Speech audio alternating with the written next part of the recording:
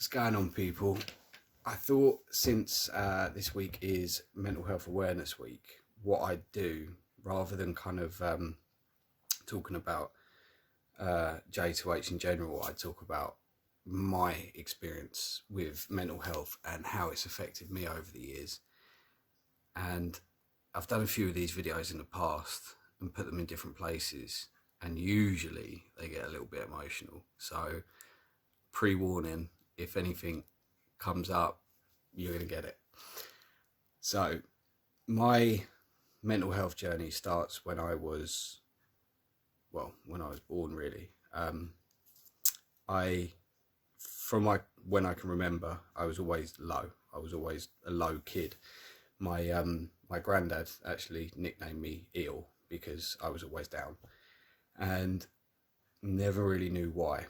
I had a really bad relationship with my dad, stemming from lots of problems from when him and my mum divorced, and not that I'm going to go into the issues of that, but it never recovered. And even when I was at school as a kid, never really got on with it. Always had a very, very strange anxiety around people, and staying at people's houses, going to birthday parties and things like that. I always felt very, very anxious about it as a kid, and could never really understand why. My family could never really understand why. We all just assumed that it's because I didn't want to leave my mum, but it was an anxiety all the same. And that just kind of carried on. And I remember starting secondary school was when everything kind of really went up a notch and got a lot more difficult. And I was an emotional kid that was stepping into this new world where kind of you have to learn, or so I thought, you had to learn how to control that. And I remember must have been 11, 12 years old, and something had happened at school, and I was tearing up. Like I was really, really tearing up, really getting upset about something. And a friend of mine at the time actually grabbed me by my shoulders and said, swallow it, just swallow it. Like, whatever you're feeling, don't cry, just swallow it. And I remember getting this lump in my throat and literally just swallowing it down, and carried on doing that afterwards. That was like my new thing. It was just that every time I felt upset, I just swallow the emotions down. And that was from 12, man. And it was, yeah, man, I remember that. It was fucking crazy. And then after that, I kind of never really got over it, never really understood it. I could never comprehend this. I could never comprehend life. I could not understand. I couldn't see what was the point. I really didn't understand what was the point of going to school, what was the point of going to lessons. Like, just couldn't comprehend life at all. And rather than trying to, I ended up smoking weed, and smoking a lot of weed. When I was about 12 was when I started, and that carried on till about 16. And it was pretty much every day. I'd get home, and before anyone else was home, I'd roll a small joint and go into the garden and smoke. And I kept that a secret from everyone. I didn't tell people about that. But yeah, I was fully addicted to cannabis as a young teenager, and it just drowned everything out. It just made me, I don't know, it just took me into a different reality, and it helped me escape from the one that I was in that I didn't like. I hated my school life, didn't do well at school, was always put down, was always told I was thick, which I just subscribed to. I subscribed to the idea of it and failed all of my exams. And I remember getting told, you're either going to be a builder all your life, or you'll be a cleaner all your life. I remember one of my teachers saying that to me, and I just thought, yeah, you're right. Like, I'm not going to amount to anything. I'm not academic. I'm not clever. Like, I can't read, I can't write. Didn't understand at the time I was dyslexic, didn't know that. So I just assumed that I was thick, and just carried on with that idea throughout school. And then eventually I left school, 16. Not that I was there very much. I used to bunk off a lot. And I was very, very excited to leave and get into college. And when I got into college was when I'd stopped smoking weed, and I met some new people. They were very, very different to the people that I knocked around with when I was younger. I'm still friends with a lot of them now, but when I was younger, I used to be in the group that would fuck around a lot and cause trouble and, you know, just be fucking idiots. And I'd imagine all of us were doing the same thing. We were all in pain and didn't know how to reach out, and probably just all did the same thing, where we were just naughty, just being little pricks and kind of showing it that way, I guess. I don't really know. But I ended up getting to college and meeting these new guys, and they're all friendly. They're all really, really nice people, welcomed me in very quickly, kind of showed me a lot of new things, new music, kind of reintroduced me to parts of myself that I kind of left behind to try and fit in, because all my teenage years I just tried to fit in, man. I no one really knew who I was, because I just felt like I had to be part of the crowd, and I just followed the crowd and just tried to fit in with everyone else, did what everyone else did, wore what other people were wearing, listened to what other people listened to, because I don't know, I was ashamed of who I was, I think. I didn't really know who I was. I never really figured it out. There was no real me. There was just Jay, and Jay was just Jay, you know, like there was no real substance. I could never find substance, and I couldn't remember what my essence was. I couldn't remember who I was underneath all the bullshit, underneath the drugs, underneath the fucking trouble and being a dick. I just couldn't really think about who I was anymore. And I didn't want to. I wanted to ignore that. I didn't want to be that person. I was ashamed of myself. I had a lot of fears, a lot of anxieties, a lot of darkness that just never seemed to kind of be understood. It was just there. It was just like this dark cloud that was following me around, and I didn't know where it stemmed from, didn't know why it was there, didn't know what to do about it, didn't know who to speak to about it. So I just carried on kind of ignoring it, I guess. And then, yeah, through my college years, got in a lot more trouble. I kind of had two lives. I had my college life where I was with these new friends, where I could kind of, I don't know, I guess I could learn how to be myself again. And then I'd leave college and I'd be with these other people, and the people that I was with at the time weren't good. You know, the people that I was with at the time, we were getting a lot of trouble. We were doing a lot of stupid shit. And I remember at 18, I got arrested for something fucking stupid, and didn't think it would go that far, and it did. And I ended up nearly going to prison for it, which caused a huge fallout with my family, kind of really left me lost with friends. I didn't know who my friends were anymore, because the reason I was looking at going to prison is because the people that I was with at the time kind of put me in that position. So I just had this mass confusion of who my friends were.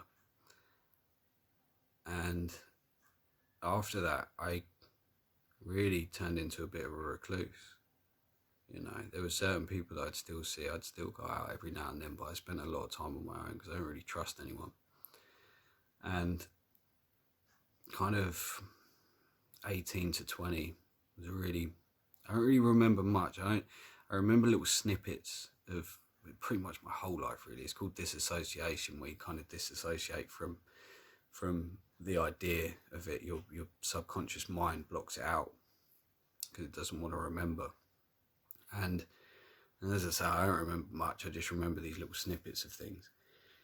And 18 to 20, I really don't remember much at all. I just remember kind of being a bit of a recluse and kind of going out every now and then, but not really. And there were certain people that I would see and feel comfortable with, but very few. And then that stemmed an even stronger social anxiety disorder. And from this, I actually ended up starting to try and see some people. I ended up going to the doctors and trying to figure out what it was that was going on with me. And through this time, I heard lots of different words. I heard social anxiety disorder, depression, manic depression, bipolar disorder, borderline personality disorder. There were, I can't remember the others. There was psychosis that was mentioned a couple of times. There's even cancer that was mentioned because of the symptoms that I was going through, like mentally. So it was all just this real big fuck up of different words that no one could really figure out what was going on. So I ended up going to see some counsellors. I didn't get on with any of them. I didn't like them. I didn't like the treatment. Wasn't for me. Just didn't work for me. And felt belittled. Every time I go and see a counsellor, I felt like they were talking down to me, and I just didn't enjoy the time there. So I stopped doing that, and I started putting my head into work. I was working 7 days a week because I could just phase out reality. If I was at work, I was thinking about my work. I wasn't thinking about reality. I wasn't thinking about what was going on outside of that. I was just heading work. And while doing that, I started getting back into drugs again, MDMA and cocaine. Not massively. I wasn't never that bad with it, but again, it was an escape from reality. Every time I do it, everything was better for a little while, and I felt good for this very, very short period of time. And then the next day, it was just manic. The next day, the come downs were awful, man. They're fucking awful. And I got to a point where I just couldn't do it anymore. I couldn't do drugs anymore, and I stopped MDMA at about 22. And stopped cocaine at 23. Not that I was ever that bad with it. It was just I used to dabble in it, and it was cocaine used to kind of help me with the social anxiety disorder.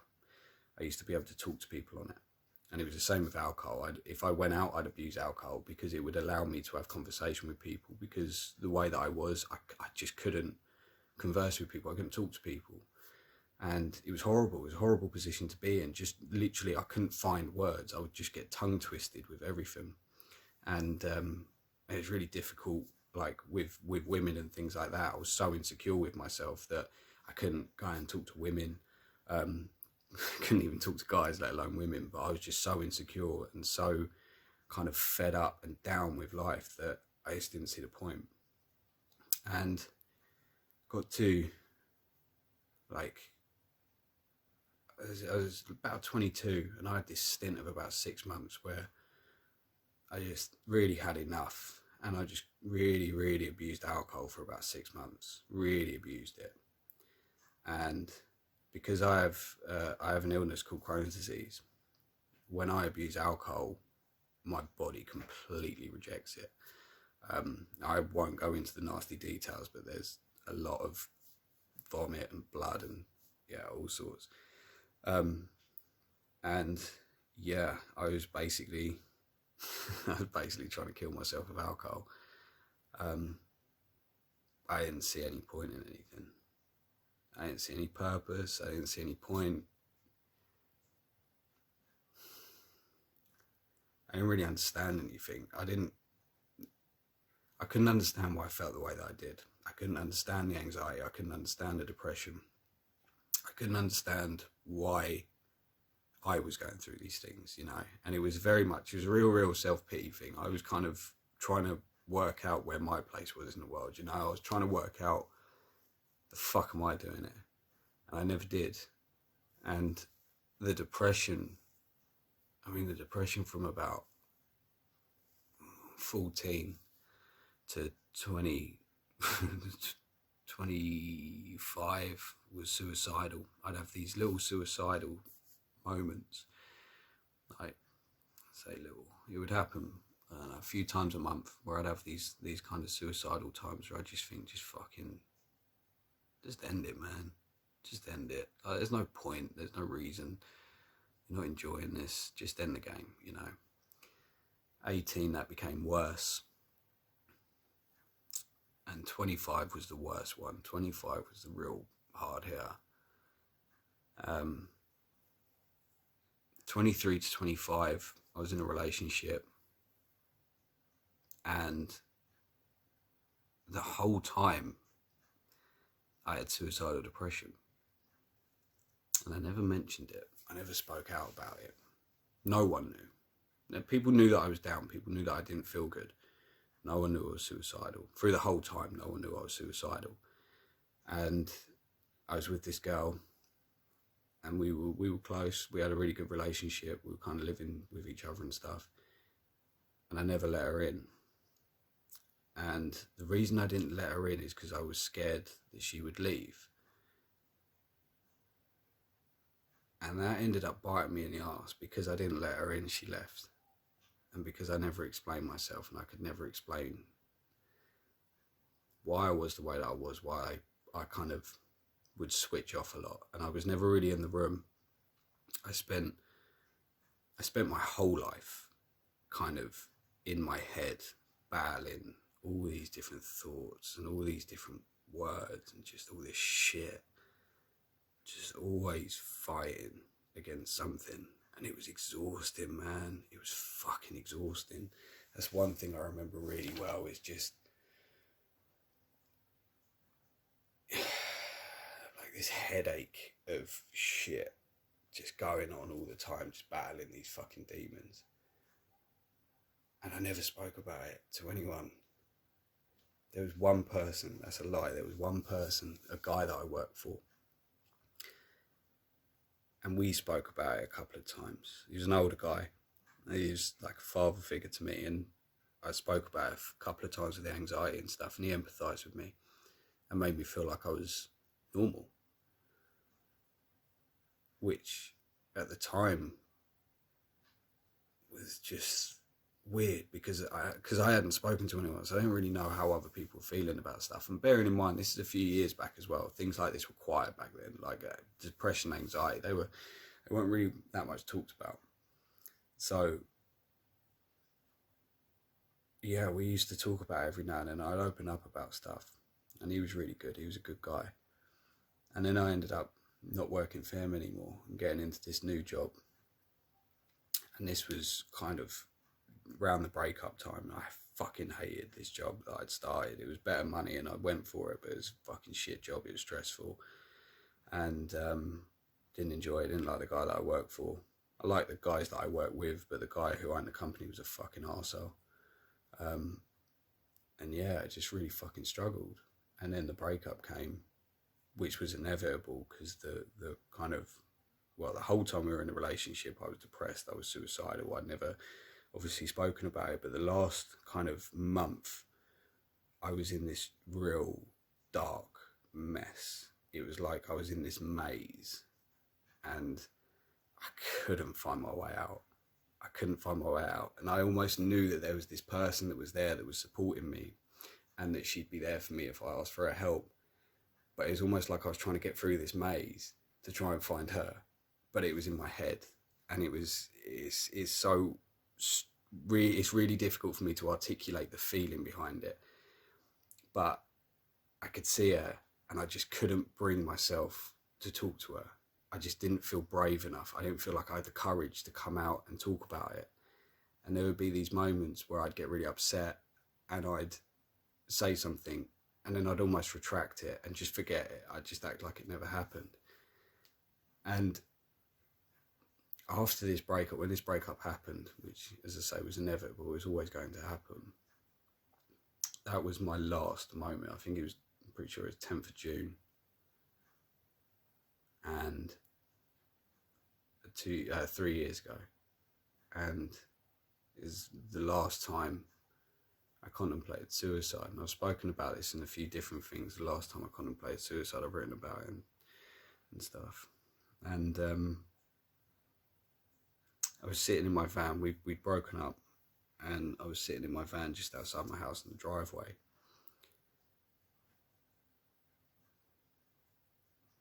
I didn't really know what was going on, because I haven't explained this very well. So there was a conversation that we had where we'd have these regular conversations, kind of talking about breaking up and stuff. And then this last one was different. And I'd said I'd give her a few days to think about things, but I knew that it was it. I already knew. And I got down into my van and I just fucking broke. I just literally just tears streaming, and I was screaming. I called my brother, he was the only person I thought to speak to, and I was just screaming down the phone. I wasn't even saying words, just screaming, all this pain and frustration, just fucking vomiting out, tears streaming, just didn't know what to do. It was like fucking 3 o'clock in the morning. I was sitting in a car park just fucking screaming. And he told me to come home. So I did. And we were trying to work out like what was going on, but I couldn't speak. Just couldn't say words. It was just all these emotions just flooding out. And when I finally kind of was able to speak, I opened up to him about a lot of stuff. And I said to him, it's the first time I felt emotion in forever. I can't remember the last time I felt emotion. I've just always felt either numb, scared, or disconnected. I felt like this was something else. I completely disconnected with this. This whole frame I disconnected with. I didn't want to be it. I didn't want to be this person. I was insecure about my weight. I was insecure about my fucking hairline and shit like that. I was insecure about my looks. I was insecure about all sorts, just everything, man. Everything about me I was insecure about. In my teeth, my fucking everything. I hated this. Literally hated this. I couldn't look at this in the mirror. Absolutely despised myself. And I just numbed myself from everything, you know. And that probably stems from the whole swallow it down emotions at 12 years old shit. But I didn't know what it was like to feel emotion. And then all of a sudden it was just, and all of these emotions spill out. And it was fucking insane. I didn't know what to do. I didn't know how to control these emotions. I didn't know how to understand them. I didn't know how to articulate them. I didn't know how to kind of realize what they were, because I'd always ignored them. And all of a sudden they're there, and I got all these pieces to a puzzle, and I'm like, well, what the fuck do I do with these? Like, where do these go? I've got to try and fit these pieces back in somewhere, and it's like, I don't fucking know how. Like, no one's ever taught me how to do this before. Like, I've never spoken to anyone. I've never asked anyone. I don't know if anyone else feels the same way, and all of this kind of shit. And I was just fucking in a mess. And then like 3 days later, we spoke again. Me and my ex, we spoke again, and it was it. And she said, look, we're done. I'm sorry. And all, it was very, very, on her part, was a nice breakup. On my part, I was a fucking arsehole. I was horrible. But on her part, it was a very, very clean, honest breakup. And I retaliated in anger. Bad. And all of those emotions that I was holding, all of these puzzle pieces I was holding, I basically just fucking threw them, man. I just fucking lost my shit. Really lost my shit. And yeah, I got back to my house. I was sitting in the van, and I looked at my door, and I was sitting there, and I punched the fuck out of the ceiling of my van. My knuckles were bleeding. I'm not a violent person, but when I used to get angry, I used to break stuff. And the only thing that I could break at the time was the roof of my van, so I was just punching the fuck out of it. And I was looking at my hands and seeing all this blood, and I was like, what the fuck do I do? What the fuck do I do? Where the fuck do I go? Like, what's going on now? And I had this voice in my head. It was kind of like, it was like two options. It was two options. It was, you either go and end it, leave now, and go and finish it, and just kill yourself and have it done, or you go into that house and you go and make a life worth living. These were the two options. And I sat there for a while, I contemplated it, and I really fucking contemplated it, because I did not want to be here at this time. I was done. I was done with life. I was done with me. I was done with everything. I didn't want to fucking play this anymore. And I can honestly tell you that feeling of suicide is like, you just can't describe it. You just can't describe it. There are no words to describe what that feeling is like, to really feel like you don't want to be here anymore. You feel worthless. You feel like the world would be a better place without you. You feel like people don't love you. You feel like people don't care about you. You definitely don't care about yourself. You care about the people around you, but the confusion is that you think that they'd be better off without you. So you think that the most compassionate thing that you can do for them is to not be here. And it's the hardest.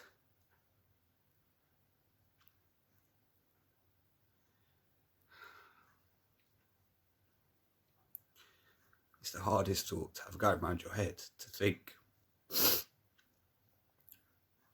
people that you love would be better without you. It's a really, really difficult thing to try and wrap your head around. So I sat there for a while just contemplating this, and I decided to get up and go into the house. And the first thing I did was I took my top off and asked my brother to take a picture of me. And he looked at me, he goes, "Why?" And I said, "Because I want to remember this moment."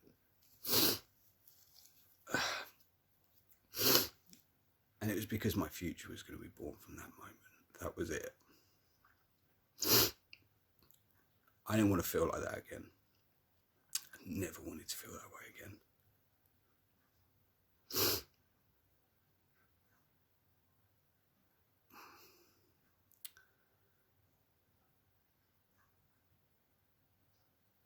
And from that day,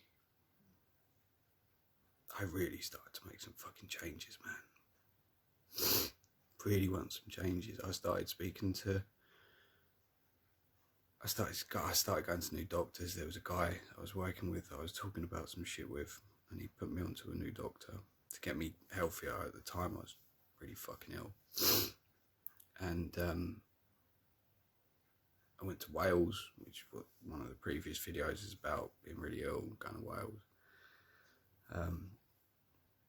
Tried to get my disease under control. Tried to get my thoughts were, if I can get my body under control, I can get my mind under control. It was actually the other way around. If I got my mind under control, I could get my stomach under control. So I really started working. I really started putting some effort in and trying new things and connecting with people that could potentially help me in alternative ways. I tried lots of different things. I tried, what did I try? First thing I tried was going to see this doctor in Bournemouth who fucking changed my life.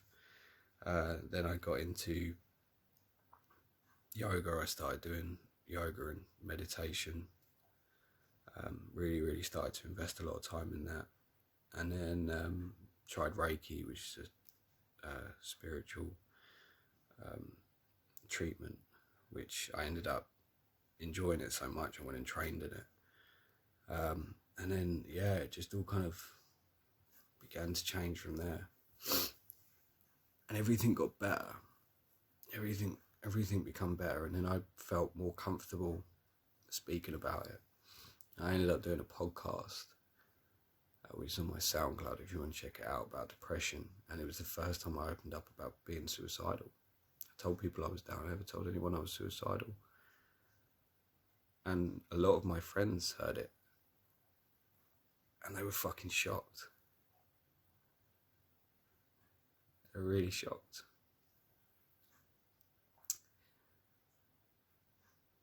They'd always seen me as Jay, the guy that would be there and who would help you. But they didn't know that I was going through this shit in my head. They didn't know who I was beyond the mask, the nice guy act. I think it's really difficult for them to hear. And there was a part of me that felt like I'd let them down when I did this, because I never spoken to any of them about it. They knew that I had low confidence and low self-esteem and I felt down and stuff, but they didn't know that I didn't want to be here anymore.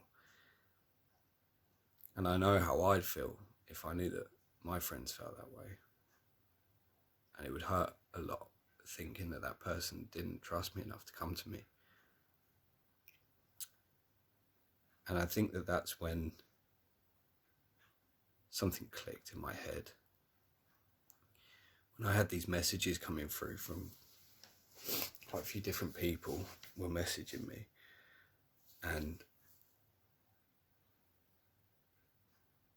yeah, something just clicked in my head, and I just thought, who the fuck do people talk to? Who do people like me talk to?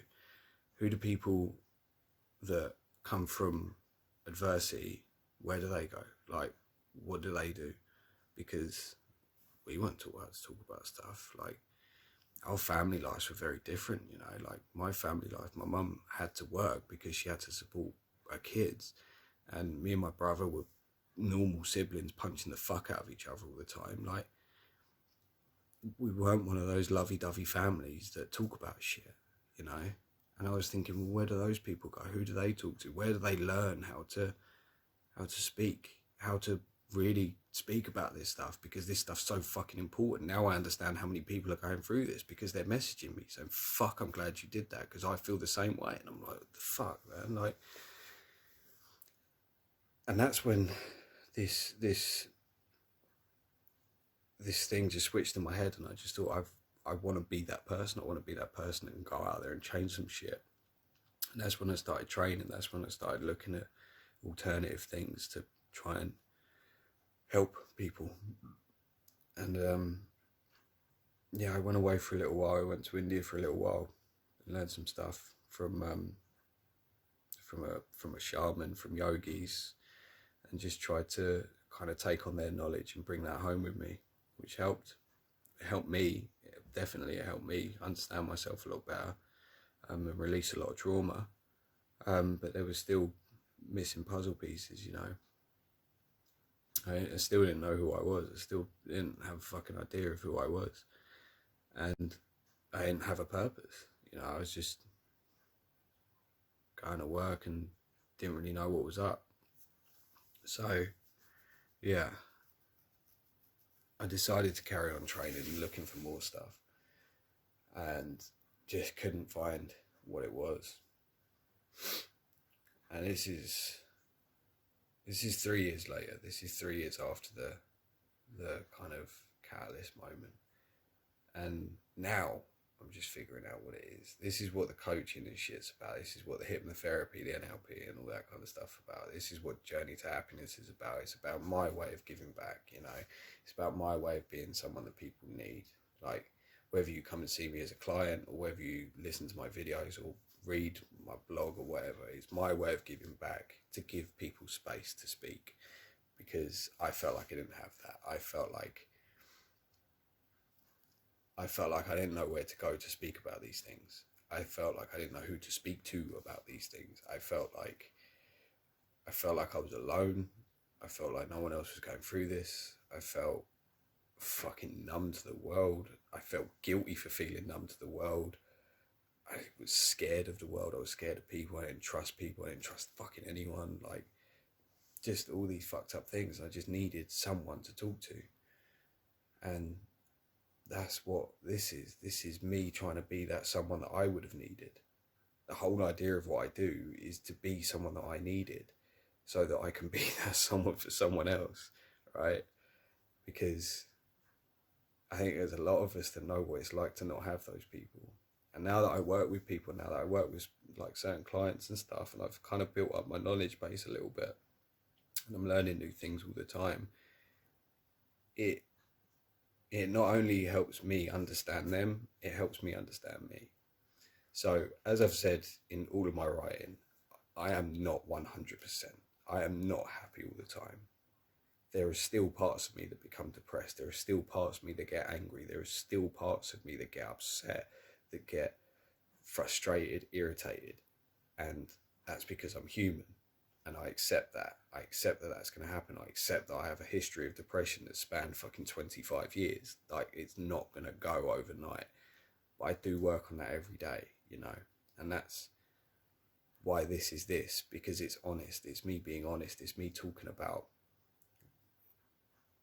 the way that I am, and the way that I get over things, and the way I get through things, and the way I try and help other people get through things, and trying to expand my knowledge to help other people get through things, but also help myself get through things. Because like, it's difficult to help other people when you're not helping yourself. When you're low and you're down, to try and help someone else, it's not really happening, you know. You've got to be in a good space to be able to give your energy to someone else. And that's what I'm trying to do, you know. That's why I'm talking now. That's why I'm doing this video, just to share where I come from, and kind of give you a few little pieces to the story. I mean, I understand it's not the whole story, and it's a little bit muddled. As I say, I don't remember a lot of it. I got a lot of disassociation from pretty much all of my fucking life, so it's difficult to really kind of remember and pinpoint moments, but the major moments are in there. And all of it added up to this. All of it added up to this moment right now, talking this, doing this video, doing J2H, doing the courses, doing the learning, getting the knowledge, building the base, and kind of building the foundation to be what I want to be, who I want to be, build what I want to build, you know.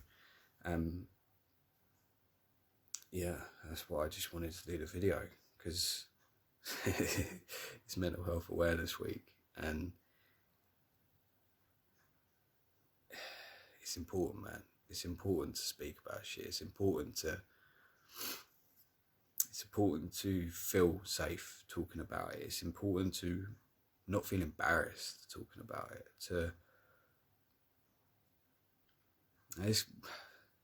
I mean, I can't speak from a woman's perspective, you know. I can only speak from a male's.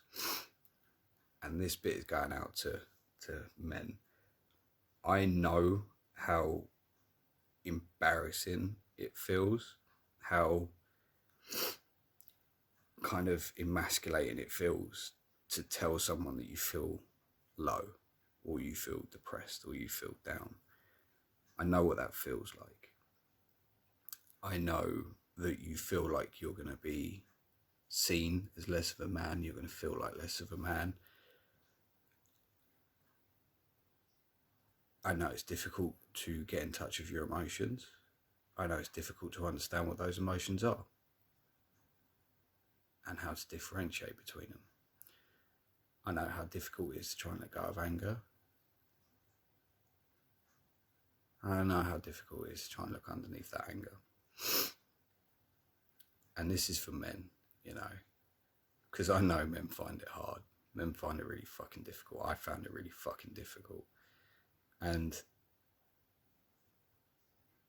I just want to let you know that when you do that, it is the opposite. It's not embarrassing. If anything, it makes you feel like more of a man. Understanding your emotions helps you understand others and helps you grow as a person.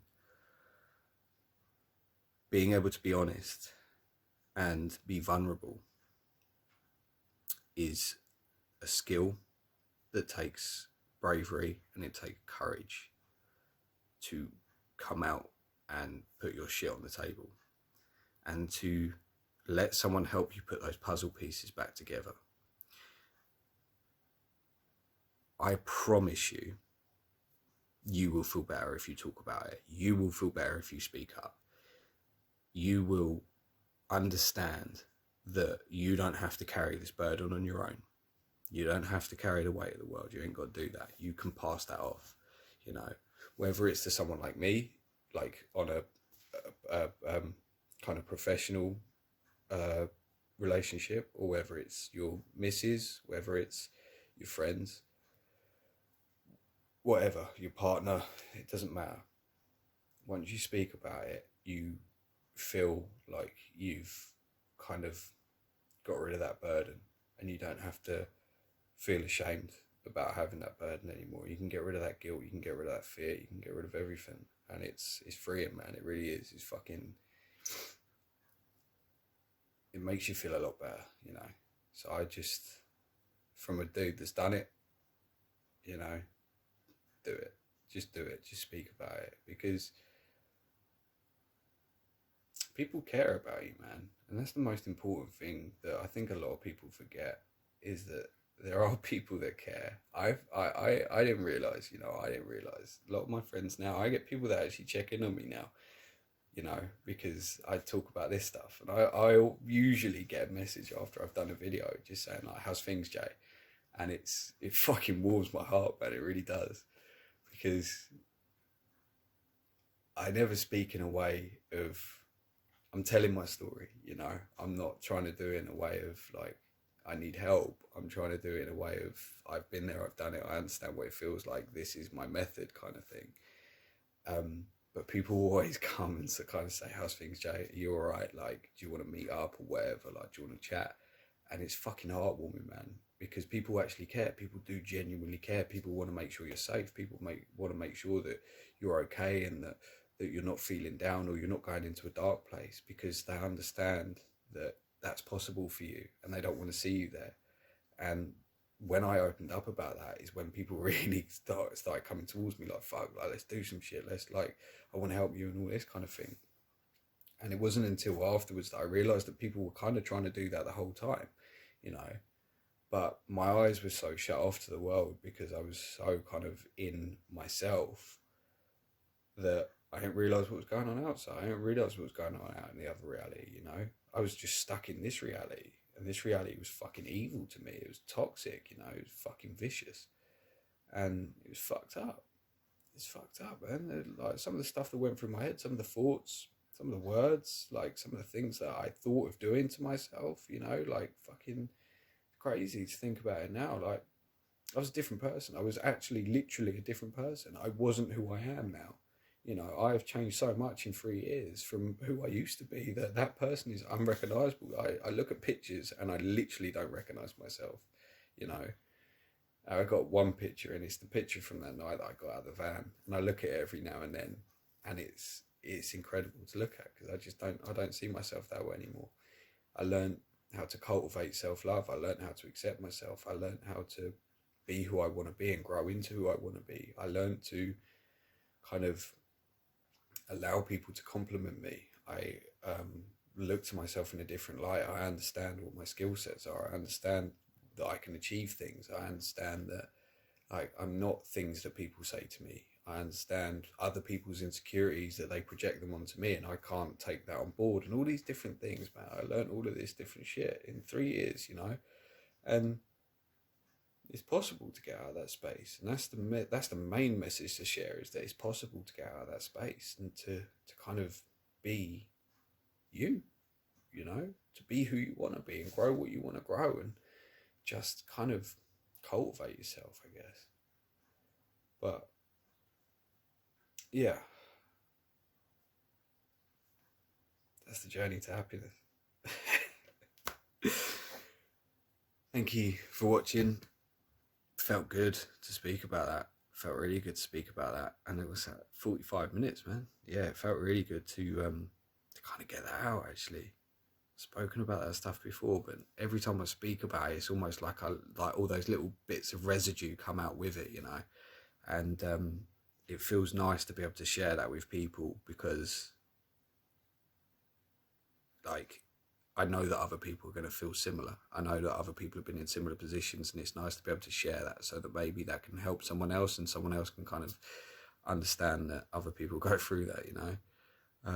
But yeah, thank you for watching. Thank you for listening. Thank you for being a part of this. And if you're following this or subscribing, whatever you're watching on YouTube, Instagram, whatever, if you're following, subscribing, reading the website, reading the blog, I appreciate you so much. I really, really do. Just appreciate your support. Really, really appreciate your support and helping me get to where I want to get to, because essentially this is down to you people watching and just being there, you know. So thank you for that. I love you all, and I will be posting a few things throughout the week that kind of bounce off the back of this video, you know. So yeah, look out for those. All right, so thank you, look after yourself, stay safe, and I love you all.